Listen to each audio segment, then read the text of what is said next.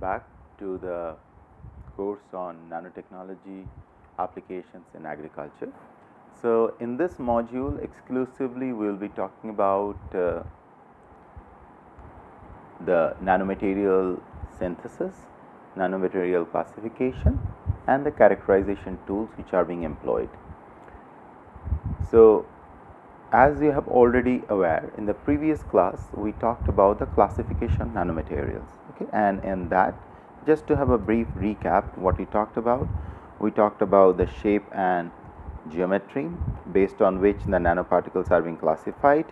We talked about the chemical nature based on which they are being classified, and we talked about nano cages, nanocrystals, nanobelts, nanofiber, nanoparticles, nanotubes, nanowires, quantum dots and nanocomposites, and I gave exclusive examples highlighting how each one of these could be helpful. And one thing which I missed out, that many of these structures are exceptionally helpful in developing next generation of biosensors for agricultural applications, because when we talk about precision farming, where we are talking about based on the soil assay, how precisely we have to apply the fertilizer in order to ensure a sustainable growth of the ecosystem, then we need to test, we need to have small sensors or micro sensors which could be used or utilized to detect the different contaminants in the soil. So, one of the areas where tremendous amount of stress has been put in precision farming is developing nano-based sensors for agricultural applications. So, the next classification route what we have discussed was the chemical nature, where we talked about the organic, inorganic and carbon based. And in the organic we talked about dendrimers, micelles, liposomes, ferritin, and most of them are biodegradable and non-toxic, and most of them have hollow cores, and they could be used as nanocapsules to deliver any kind of active ingredient or any kind of agrochemicals at a specific site. Not only that, much of these organic nanocapsules could be tailor-made to open up or close according to the electromagnetic radiation or any other form of radiation like heat or some other source of energy. Okay. Similarly, in the same line we have the inorganic nanomaterials, which are mostly either aluminum, cadmium, cobalt, copper, silver, gold, iron, zinc, lead. So, most of these metal based are also used to deliver different forms of pesticides, or they could even at times could replace the pesticide in order to reduce the requirements of pesticides. So, we have talked about these different forms of inorganic ones. We talked about the metal sulfide, rare earth and metal oxide based ones, and then we talked about the carbon based one, where we highlighted about fullerenes, graphenes, carbon nanotubes, carbon nanofibers, carbon dots, activated carbon, nanodiamonds and all these kind of other structures. So, today what we will do, we will pick up this part where we talk about broadly about the synthesis of nanomaterials. Let us start the synthesis of nanomaterials. So, in terms of the synthesis, when we talk about, there are three broad classification of synthesis. Either it will be a physical synthesis, or it will be a chemical synthesis, or it will be a biological synthesis. Now, there may be time where we may be using two different techniques. Maybe we will be using physical and chemical, physico-chemical method of synthesis, or chemico-biological methods of synthesis, or biophysical methods of synthesis.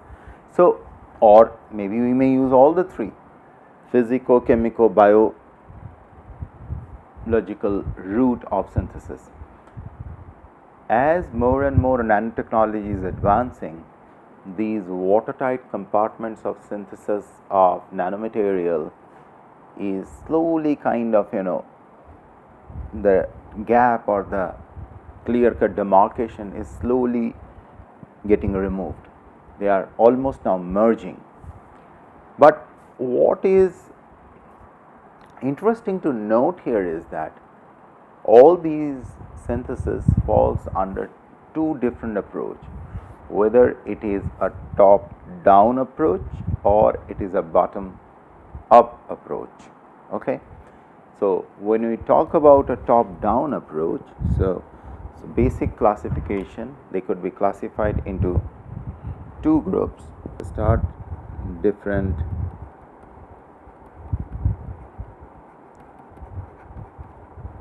methods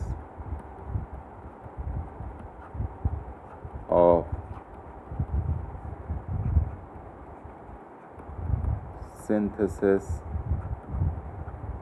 of nanomaterials. Okay, so either it will be a top down approach or it will be a bottom up approach. When we talk about a top down approach, so essentially what we are talking about is we take a bulk material, something like this. This is a bulk material,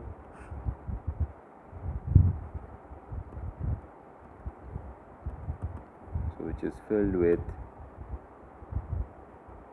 atoms which are constituting this bulk material.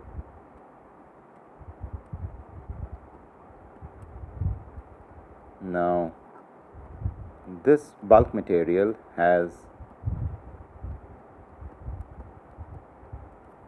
exposed surface area like this. This is the exposed surface area you could see. Now what we do is we take this bulk material and we break it down into, say, powder. So what we are getting is something like this.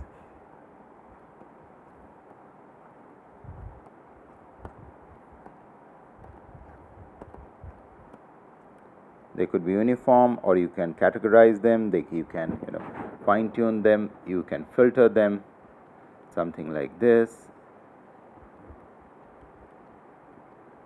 depending on how precise or how precision filters you are having. And based on that, something like this. Okay, so depending on how finer you go, you decide the size of the nanomaterial. Say for example, if each one of these circles represents a single atom, then we are talking about a single atom out here. You are talking about 2 atoms, we are talking about 3 atoms, you can 4, like 5. Okay, so now if you look at it, the amount of surface which are available is, for that particular volume, is this much.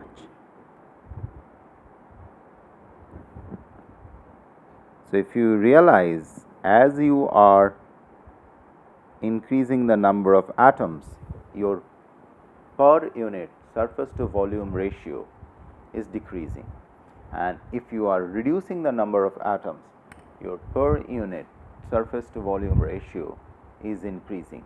So the reactivity of, so if you look at it, as we go down with the size, the reactivity is increasing in this order, and the exposed surface area out here on the other side is decreasing like this. So which is surface to volume. okay, whereas out here it is the reactivity which is increasing. So this is a top-down approach where you take a bulk material, grind it by different techniques and bring it to the atomic resolution. Whereas on the other hand, if you follow a bottom-up approach, what you do here is you are already having small moieties like this in the form of salts, in the form of gels and whatsoever. Now using, so you're having the atoms and the molecules at your disposal. You either some form of self-assembly, either it may be template based or natural self-assembly or template based self-assembly or chemical self-assembly. There are multiple routes what you can follow here, by virtue of which you are creating specific structures.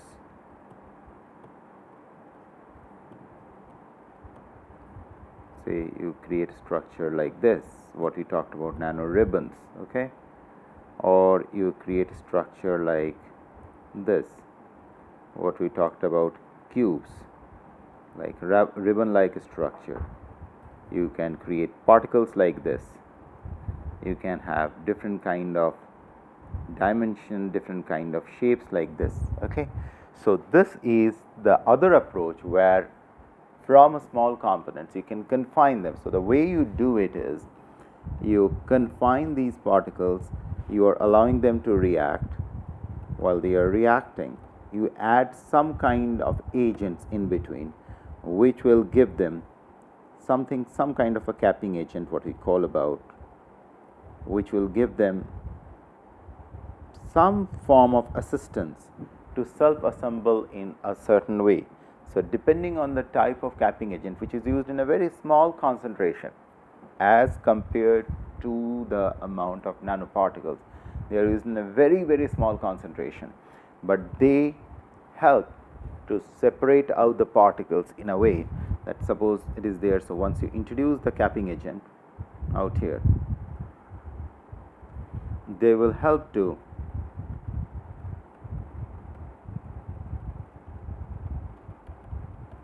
separate out these particles in a certain way, and it may be possible you may receive something like this, something like this, depending on what kind of capping agent you are using. And as a matter of fact, based on the capping agent, in a synthesis where all the parameters are kept constant, just by addition of different kind of capping agent, you can vary the geometry of the particle very extensively. Fairly extensively you can change the whole geometry of the particle, because the capping agent is just like, not only it separates out the atom, it creates a finite distance between the atoms, and it creates a certain kind of unique bond dynamics between the atoms. So this is essentially a bottom-up approach of synthesis of nanoparticles. So where you reach here, which is, or here, same way, or you reach like this out here, you reach out here. So these are the two broad ways, and under these two broad ways, the top down and bottom up approach, what you are having are the broad classification nanoparticle synthesis, which is your physical, methods,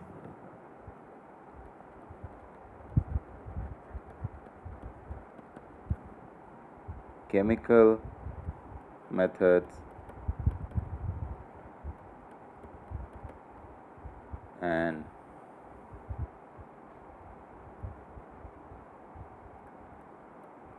biological methods. So when you talk about physical methods, so what we are essentially talk about is we are creating mechanical pressure or high energy radiation or thermal energy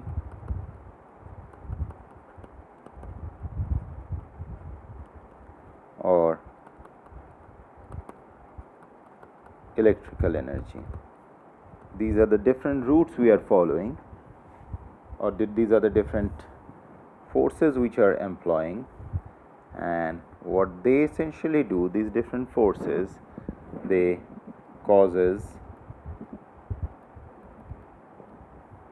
material abrasion,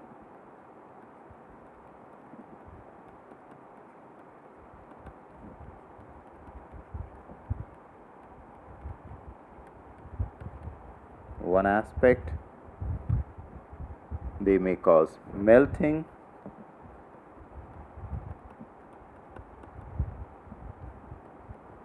evaporation because of these physical forces, or they may even cause condensation.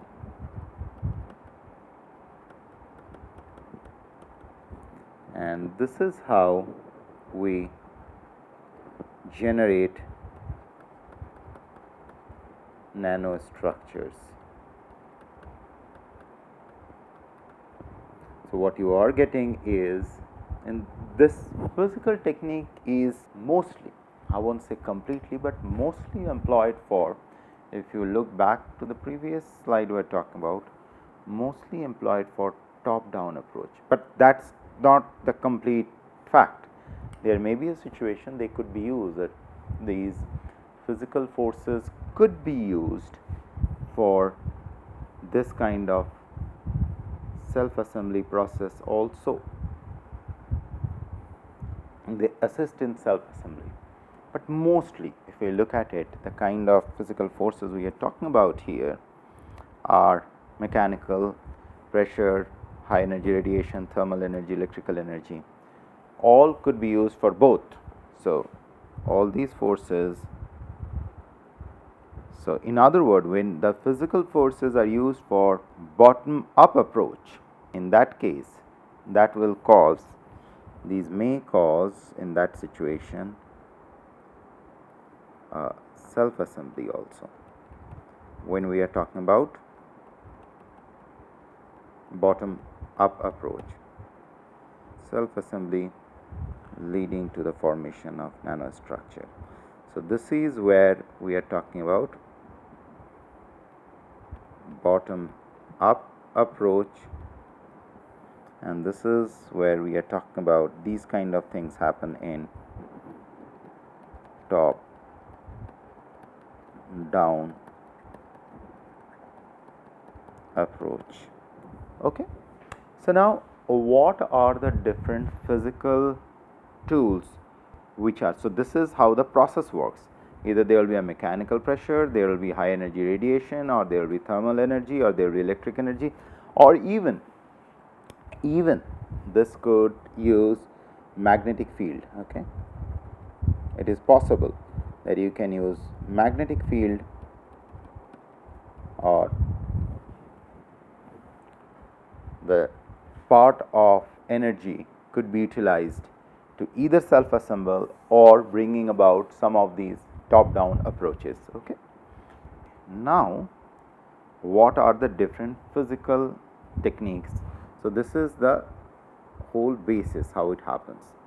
Now let's talk about the techniques, physical techniques which are available. So one of the major technique is high energy ball milling. Okay, high energy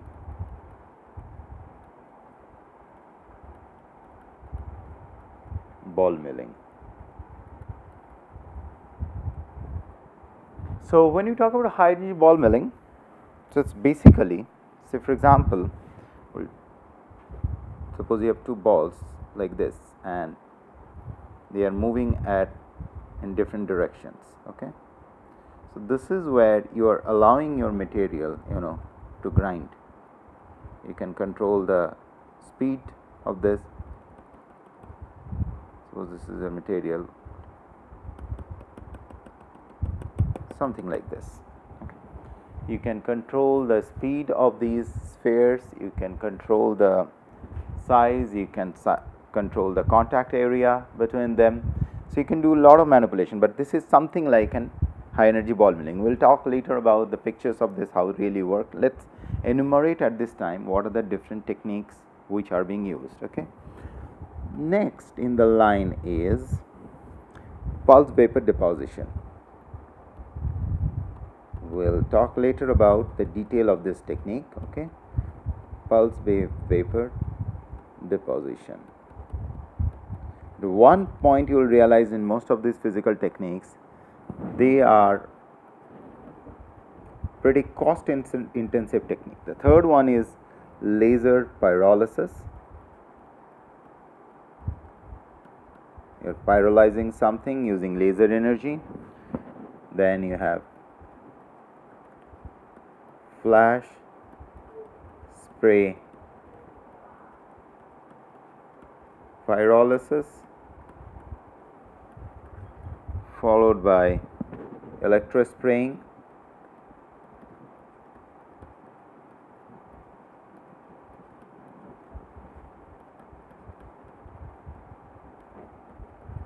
then you have melt mixing. So at this point we are just enumerating all the different techniques which are available for physical mode of generating nanomaterials, and then we will talk individually about these techniques, what they signify and how these could be used, and what are the costs involved in it, and what are the different kind of nanomaterials which may require this kind of pretty abrasive and pretty cost intensive techniques, and all of them are fairly cost intensive techniques. Okay.